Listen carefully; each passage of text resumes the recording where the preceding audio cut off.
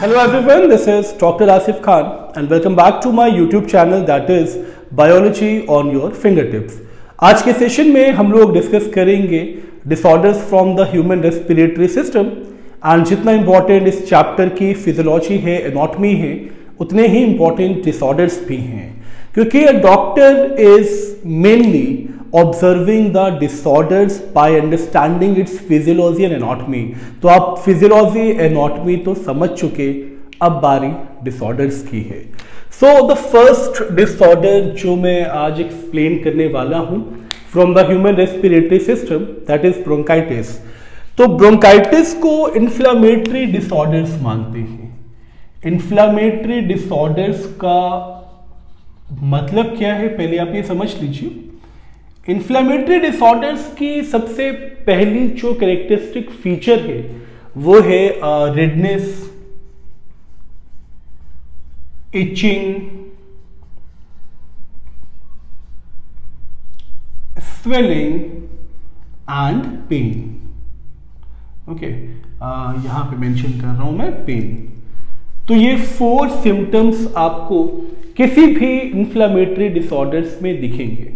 और inflammatory disorder का एक और कैरेक्टरिस्टिक फीचर क्या है, जितने भी इन्फ्लामेटरी डिसऑर्डर्स है ना वो इटिस पे ही एंड होती हैं. एग्जाम्पल के लिए मेनिंजाइटिस, हेपेटाइटिस, कंजक्टिवाइटिस, बहुत सारे डिसऑर्डर्स हैं जो इटिस पे एंड होती है. तो एटलीस्ट आपको ये याद रखना है कि इटिस पे एंड होने वाले डिसऑर्डर्स इन्फ्लामेटरी होते हैं. तो इन्फ्लामेटरी में ये 4 सिम्टम्स आपको दिखेंगे. और यहां तो साफ साफ इस टर्म से आप समझ रहे हैं कि इट इज यानी इन्फ्लामेशन ऑफ ब्रोंकाई. तो ये इन्फ्लामेटरी डिसऑर्डर्स तो है बट ये इन्फ्लामेशन ऑफ ब्रोंकाई है. और इस इन्फ्लामेशन ऑफ ब्रोंकाई में सिम्टम्स क्या है, कैसे ये कॉज होता है, बहुत कुछ आपको समझना है. बट पहले आपको ये समझना है कि ब्रोंकाई है क्या, क्योंकि ब्रोंकाई का स्ट्रक्चर आपने नहीं समझा तो आपको ना ब्रोंकाइटिस समझ में आने वाला है ना ब्रोंकियल अस्थमा. तो एक छोटा सा डायग्राम ड्रॉ कर लेते हैं ब्रोंकाई के लिए. ठीक है, ये आपका ट्रैकिया और विंड पाइप, ठीक है, जो थोरेसिस कैविटी के मिड पे रन करता हुआ डिवाइड हो जाता है इनटू 2 और ये जो डिवीजन है ना दैट इज ब्रोंकाई. तो ब्रोंकाई और फिर ये फर्दर डिवाइड होता है इनटू लंग्स, तो ये ब्रोंकियोल्स बन जाता है. तो पहले हम लोग ब्रोंकाई डिस्कस कर लेते हैं बच्चों, अभी ब्रोंकियोल्स की जरूरत नहीं है. ओके, तो इस ब्रोंकाई के स्ट्रक्चर में मैं थोड़ा सा इसको थिक कर रहा हूं ताकि बहुत सारी चीजें इस पे हमें समझनी है. इस ब्रोंकाई के स्ट्रक्चर में आप सिर्फ इस वाले पे ध्यान दीजिए क्योंकि मैंने इसको थोड़ा थिक किया है. तो इन्फ्लेमेशन ऑफ ब्रोंकाई में कैरेक्टरिस्टिक फीचर क्या है, कैसे ये कैरेक्टराइज्ड होता है. Actually inner lining of bronchi पे कुछ सेल्स प्रेजेंट होते हैं दैट इज गॉबलेट सेल्स और इसे आप सीरो म्यूकस ग्लैंड बोलते हो. ठीक है, तो इन गॉबलेट सेल्स का फंक्शन क्या होता है ना कि ये गॉबलेट सेल्स है, पहले मैं इसको लेबल कर दूं. तो ये गॉबलेट सेल्स म्यूकस सिक्रीट करते हैं एंड म्यूकस का फंक्शन क्या है, यहाँ पे वो पैथोजेंस को ट्रैप करते हैं. तो स्मूथनिंग भी प्रोवाइड करता है, smoothening in the flow of air. ठीक है, तो goblet cell normally mucus secrete करता है.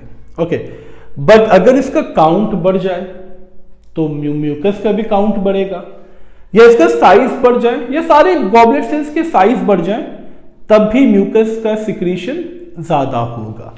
और ब्रोंकाई में यही कैरेक्टरिस्टिक फीचर है. तो इसमें एक्चुअली होता क्या है कि हाइपरप्लेजिया का मतलब होता है increase in number and hypertrophy का मतलब हो गया increase in size. Okay, but किसका hyperplasia and hypertrophy of goblet cells. तो गॉबलेट सेल का हाइपरप्लेजिया हो रहा है, हाइपरट्रॉफी हो रहा है, और सीरोम्यूकस ग्लैंड का हाइपरप्लेजिया हो रहा है या हाइपरट्रॉफी हो रहा है. ठीक है, तो इससे होगा क्या, एक्सेस सिक्रीशन ऑफ म्यूकस होगा. पहले मैं यहां मेंशन कर दूं, hyperplasia means increase in number of cell और hypertrophy is increase in size of the cell. तो नंबर भी बढ़ रहा है, साइज भी बढ़ रहा है गॉबलेट सेल्स का, सीरोम्यूकस ग्लैंड का, तो resulting in excess secretion of mucus. तो जब एक्सेस सिक्रीशन होगा म्यूकस का, तो बच्चा एक चीज तो क्लियर, जब म्यूकस ज्यादा होता है ना रेस्पिरेटरी ट्रैक्ट में, तो उस पर्सन को रेगुलर कफ रहेगा। ओके, रेगुलर कफ, और कफ का मतलब कि एक बलगम रिलीज होगा, स्पूटम। ओके, तो स्पूटम रिलीज क्यों होगा? Because of excess mucus. तो स्पूटम फॉर्मेशन, स्पूटम बहुत ज्यादा बनता है ब्रोंकाइटिस के केसेस में, और ये सब कुछ क्यों हुआ है? Because of hyperplasia and hypertrophy. ठीक है, ये आपको बहुत अच्छे से याद रखना है, हाइपरप्लेजिया एंड हाइपरट्रॉफी। चलिए, ये डिफिकल्टी तो आएगी। एंड आपको एक चीज और पता होनी चाहिए कि म्यूकस का अगर एक्सेस सिक्रीशन हो रहा है, तो म्यूकस इज अ फ्लूइड, है ना, तो ये फ्लूइड है। तो जब फ्लूइड का ज्यादा सिक्रीशन होगा तो डिफिकल्टी इन ब्रीदिंग आएगी, because fluid is always a barrier of gas. तो यहां पे ये एक सिम्टम भी बन सकता है कि difficulty in breathing. Okay, difficulty in breathing, ये भी एक सिम्टम बनता है, क्योंकि म्यूकस ज्यादा सिक्रीट होगा तो म्यूकस की लेयरिंग बनना स्टार्ट हो जाती है ब्रोंकाई में। तो ये कुछ कॉमन प्रॉब्लम्स आएंगे ब्रोंकाइटिस में या आपके ब्रोंकाई में। अब इसके कॉजेज क्या है ये देख लेते हैं, क्योंकि कॉजेज भी बहुत इंपॉर्टेंट है। हाइपरप्लेजिया, हाइपरट्रॉफी तो हो रहा है, बट क्यों हो रहा है? कॉजेज है क्या? तो सबसे कॉमन कॉज है इसका air pollutant. Okay, air pollutant में नंबर ऑफ पॉल्यूटेंट मतलब टॉक्सिक केमिकल ही नहीं है जो कि आप स्मोक के फॉर्म में देखते हो। पॉल्यूटेंट एक पॉलन ग्रेन की एलर्जी भी है। ओके, पॉल्यूटेंट में कोई भी डस्ट पार्टिकल है वो भी एक पॉल्यूटेंट है। तो एयर पॉल्यूटेंट, एक्सेस स्मोकिंग, ये भी आपको ध्यान रखना है। जो स्मोकर्स हैं उनको भी ये प्रॉब्लम आती है because of excess smoking. Goblet cells बहुत ज्यादा म्यूकस रिलीज करता है। And the third one is streptococcal infection. तो ये स्ट्रेप्टोकोकल इन्फेक्शन स्ट्रेप्टोकोकस बैक्टीरिया से होता है। इस केस में तो एक चीज समझ में आ गई होगी कि इसको हम क्योर कर सकते हैं बाय एंटीबायोटिक्स। तो अगर मैं ट्रीटमेंट की बात करूं ना, तो ट्रीटमेंट स्ट्रेप्टोकोकल इन्फेक्शन से अगर ब्रोंकाइटिस हुआ है तो एंटीबायोटिक्स तो हम यूज करेंगे। अदरवाइज प्रिवेंशन में आपको दो चीजों का ध्यान रखना है ना, that is avoiding exposure of pollutant and smoke. तो स्मोकर्स को स्मोक नहीं करना है, अदरवाइज ये प्रॉब्लम फ्यूचर में आपके साथ भी हो सकती है।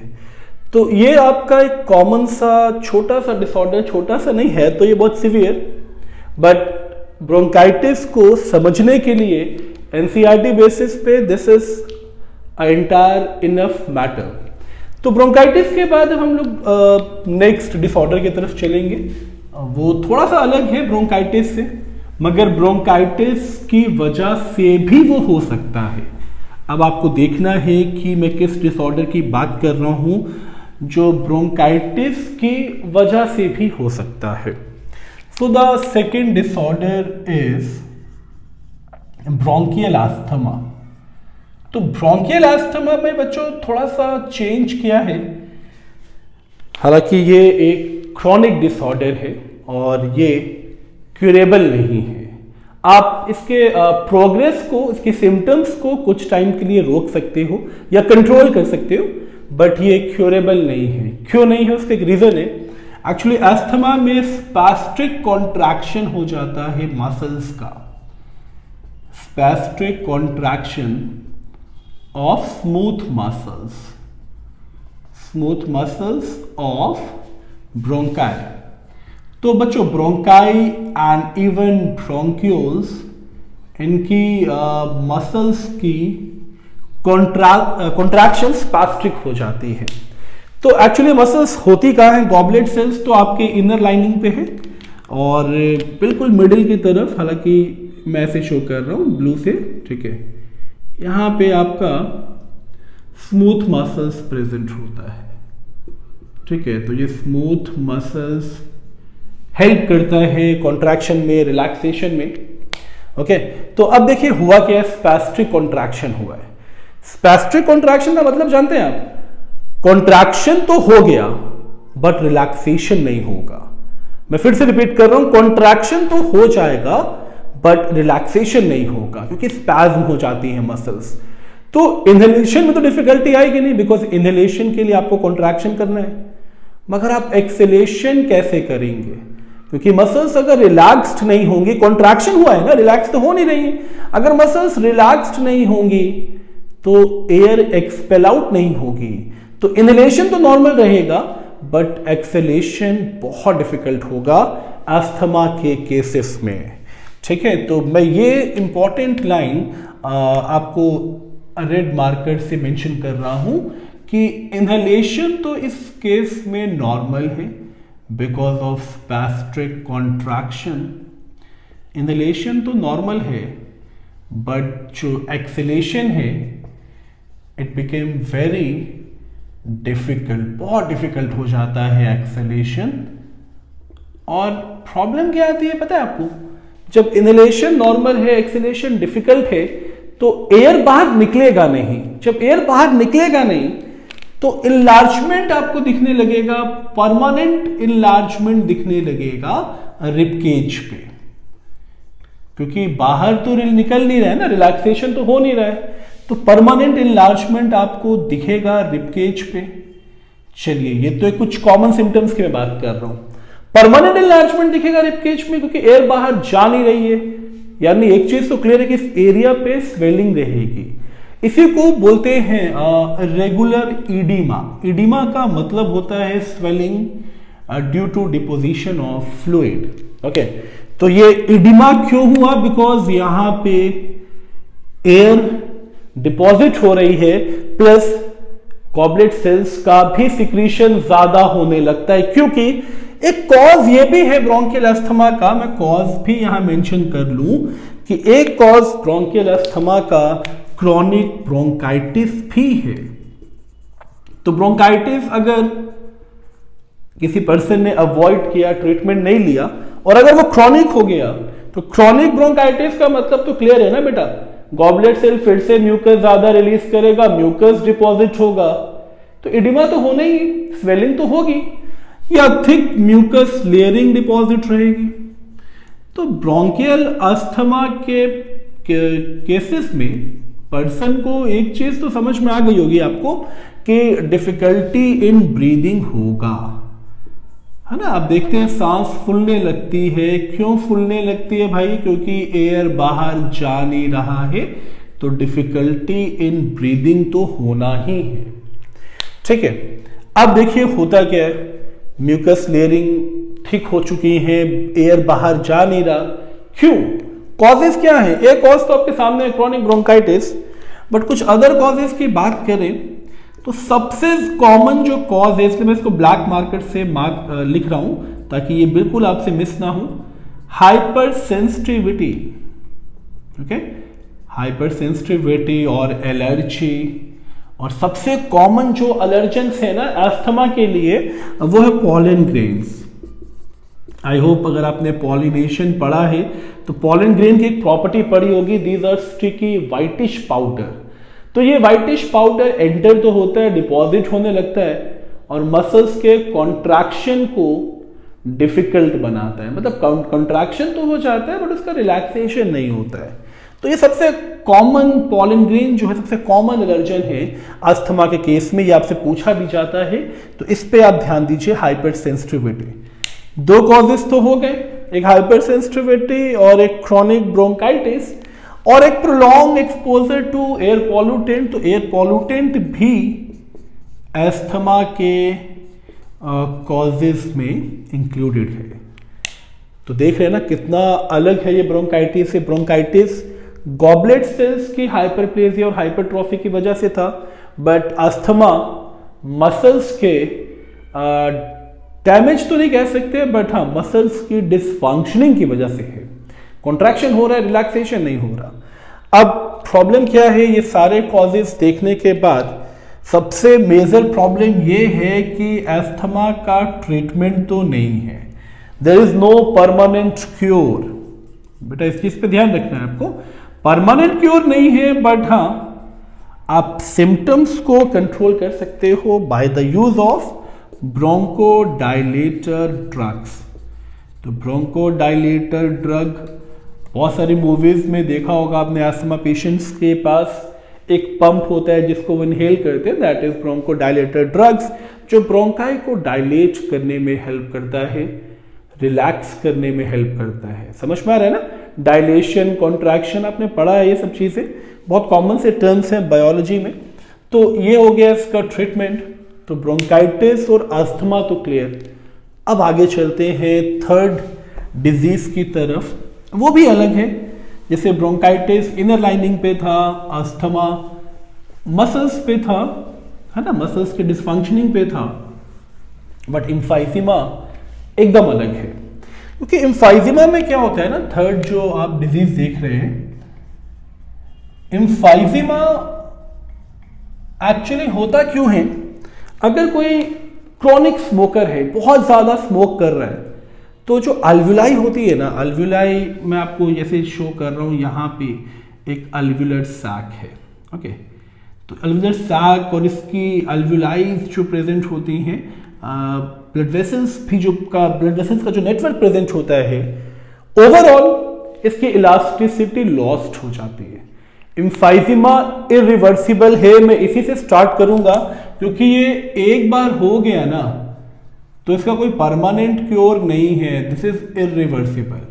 हुआ क्या इसमें, लॉस्ट ऑफ इलास्टिसिटी, इलास्टिसिटी पूरी तरह से खत्म हो जाती है ऑफ अल्वुलर सैक, या वॉल ऑफ अल्वुलर सैक आप लिख सकते हैं या समझ सकते हैं, और अल्वुलाई, ओके, अल्वुलर सैक एंड अल्वुलाई, ठीक है। तो ये चीज समझ में आ रही है, इलास्टिसिटी ही लॉस्ट हो जाएगी। कॉजेस तो बहुत सारे हैं, पर पहले जरा इसके और भी इंपैक्ट समझ लें। तो बेटा एम्फाइसीमा में एक चीज आपको समझ में आ गया, इलास्टिसिटी तो गया, तो बहुत सारे इसमें ऑब्स्ट्रक्टिव या डिग्रेडिंग चेंजेस आने स्टार्ट हो जाते हैं, mainly in the tissues of respiratory system, ठीक है, एंड डिफिकल्टी इन ब्रीदिंग तो होगा। क्यों होगा, अब अगेन देखिए इसमें भी सेम वही कंडीशन बन रही है, इलास्टिसिटी है नहीं, तो एयर आ तो जाएगा, डिफ्यूज तो होगा, बट उसको आप रिमूव कैसे करेंगे, एक्सपेल आउट कैसे करेंगे, क्योंकि एम्फाइसीमा में इलास्टिसिटी तो है नहीं, तो डिफिकल्टी इन ब्रीदिंग। चलिए अब एम्फाइसीमा के कॉजेज देखते हैं। कुछ कॉजेज में सबसे कॉमन कॉज एम्फाइसीमा का एक्सेस स्मोकिंग है। अगर कोई बहुत ज्यादा स्मोक कर रहा है तो उसको अभी से ये समझना होगा कि आने वाले टाइम में उनके साथ भी ये प्रॉब्लम आ सकती है, एम्फाइसीमा हो सकता है। सेकंड, एयर पॉल्यूटेंट, ये भी कॉज है। और एम्फाइसीमा में कोई इन्फेक्शन नहीं होता, कोई स्ट्रेप्टोकोकल इन्फेक्शियस डिजीज नहीं है ये, बट एम्फाइसीमा में बच्चों एक चीज आपको और ध्यान देनी है कि इलास्टिसिटी खत्म हुई है, तो एम्फाइसीमा इरिवर्सिबल है। और इस इरिवर्सिबल का मतलब समझ में आ रहा है आपको कि क्रॉनिक अगर ये बनता गया तो it may leads to death also. समझ में आ रहा है ना, तो ये इलास्टिसिटी गया because of excess smoking, because of air pollutant, ठीक है, अल्वुलर सैक एंड अल्वुलाई का। और ये एक्चुअली ऑब्स्ट्रक्टिव डिजीज की कैटेगरी में भी है, क्योंकि बहुत सारे सब्सटेंस आके डिपॉजिट होते हैं तो पैसेज भी ब्लॉक होने लगता है एयर का, और इलास्टिसिटी है नहीं तो एक्सचेंज में डिफिकल्टी आएगी, तो difficulty in breathing is a common symptom, ठीक है। एम्फाइसीमा हो, एस्थमा हो, ब्रोंकाइटिस हो, coughing is a common symptom for all. अब हम लोग फोर्थ डिसऑर्डर देखेंगे, जिसे एक कंबाइंड टर्म दिया गया है ऑक्यूपेशनल डिसऑर्डर। बहुत इंटरेस्टिंग है और बहुत सारे इसमें डिसऑर्डर्स एडेड है। तो पहले ऑक्यूपेशनल डिसऑर्डर्स हम लोग समझ लें। ऑक्यूपेशनल डिसऑर्डर, सो ऑक्यूपेशनल डिसऑर्डर एक्चुअली ये वो डिसऑर्डर्स हैं जो किसी पर्टिकुलर ऑक्यूपेशन की वजह से होते हैं। सपोज कोई पर्सन स्टोन क्रशिंग मिल में काम कर रहा है, या फ्लोर मिल में काम कर रहा है, या आयरन मिल में काम कर रहा है, कॉटन मिल में काम कर रहा है। तो इससे एक चीज तो क्लियर है ना कि इस कंडीशन में पर्सन का प्रोलॉन्ग एक्सपोजर होगा with certain chemical, certain toxic substance, certain harmful substance आप कह सकते हैं। तो ऑक्यूपेशनल डिसऑर्डर में there is prolonged exposure to certain substances due to occupation. ठीक है, प्रोलॉन्ग एक्सपोजर है due to certain substances due to occupation. काम ऐसा है जिसकी वजह से आप उस सब्सटेंस के एक्सपोजर में बहुत लंबे टाइम से हैं, अराउंड 10 to 15 ईयर्स। ठीक है, और मैं कुछ एग्जांपल्स भी मेंशन कर रहा हूं, like person working in flour mill, okay, iron mill, cotton mill, stone crushers. तो ये सब हार्मफुल केमिकल्स एंटर होते हैं। अब देखिए बच्चों, इस डिसऑर्डर का सबसे इजीएस्ट पार्ट जो समझ में आता है कि ये केमिकल्स एंटर तो होंगे, these chemicals enters into the body. ठीक है, ये बॉडी में एंटर तो होगा बट ये मेटाबोलाइज नहीं होगा, क्योंकि इनके लिए कोई पर्टिकुलर एंजाइम तो है नहीं, तो दे डू नॉट मेटाबोलाइज। और अगर ये मेटाबोलाइज नहीं होगा तो they do not expel out, और अगर ये एक्सपेल आउट नहीं होगा तो फाइनली होगा क्या, they gets deposited into the lungs. ये हमारे लंग्स में डिपॉजिट होना स्टार्ट हो जाएगा, deposits into lungs, and it leads to, अगर ये लंग्स में डिपॉजिट हो गया तो इसे नीमोकोनियोसिस भी बोलते हैं।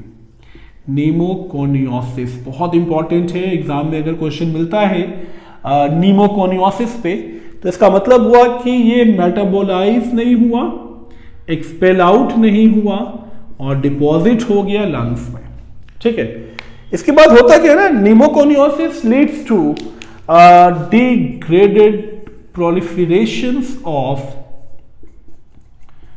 Fibrous connective tissue. तो ये फाइब्रस कनेक्टिव टिश्यू का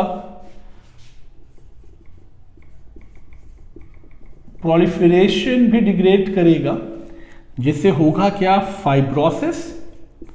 ओके, अब बेटा एक बात यहां पे ये समझनी है, pneumoconiosis is mainly characterised by the substance which gets deposited into lungs. जो लंग्स में डिपॉजिट हुआ, फॉर एग्जांपल अगर आयरन डिपॉजिट है, मैं यहां मेंशन कर रहा हूं एग्जांपल्स, अगर आयरन डिपॉजिट्स है तो इसे बोलते हैं साइडरोसिस। ओके, साइडरोसिस। अगर सिलिका डिपॉजिट है तो सिलिक्यूलोसिस, सिलिका डिपॉजिट है तो सिलिक्यूलोसिस। ठीक है, और क्यों डिपॉजिट है, बिकॉज पर्सन का ऑक्यूपेशन ऐसा है। या थर्ड वन, अगर एस्बेस्टोस केमिकल डिपॉजिट है तो एस्बेस्टियोस, ओके, ये एस्बेस्टोसियासिस भी आप कह सकते हैं, but this is the sufficient term for asbestos. Okay, so this is the occupational disorder pneumoconiosis. One more disorder जो मैं ऑलरेडी अपने चैनल पे एक्सप्लेन कर चुका हूं, that is hypoxia and it's type. तो आई होप ये सेशन आपको इंटरेस्टिंग लगा होगा, टॉपिक समझ में आया होगा। जितने नए व्यूअर्स हैं उनसे एक रिक्वेस्ट है मेरी कि please subscribe my channel and press the bell icon, ताकि हम लोग ऐसी वीडियोस और लाते रहें, आपके लिए कंटेंट आता रहे और आपको नोटिफिकेशंस भी मिलता रहे regarding the video. And thank you so much for giving your time.